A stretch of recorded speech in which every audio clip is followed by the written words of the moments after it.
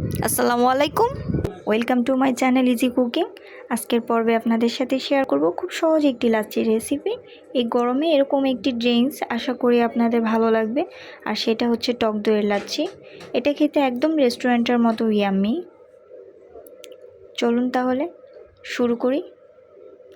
লাচ্ছি তৈরি করার জন্য আমি এখানে 1 কাপ টক দই নিয়েছি। আপনারা এখানে চাইলে মিষ্টি দইটাও ব্যবহার করতে পারবেন। ব্লেন্ডারের জার নিয়ে নিয়েছি। এখন এতে 1 কাপ টক দই দিয়ে দিলাম।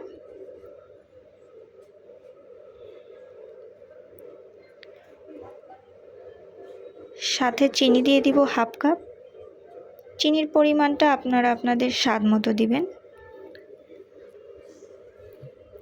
এখন দিয়ে দিব 2 চা চামচ লেবুর রস ও 1/4 চা চামচ বিট লবণ।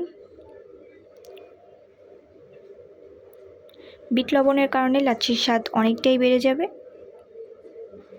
এখন কেউ যদি বেশি ঠান্ডা খান তাহলে বরফ কুচি দিয়ে দিবেন 1/2 কাপ। আমি শুধু ঠান্ডা পানি দিয়ে দিচ্ছি 2 গ্লাস, কারণ আমার মেয়ে অনেক ছোট, ও লাচ্ছি খুব পছন্দ করে, তাই ঠান্ডা কম দিলাম। এখন 1 মিনিট ব্লেন্ড করে নিব, বেশিক্ষণ ব্লেন্ড করতে হবে না।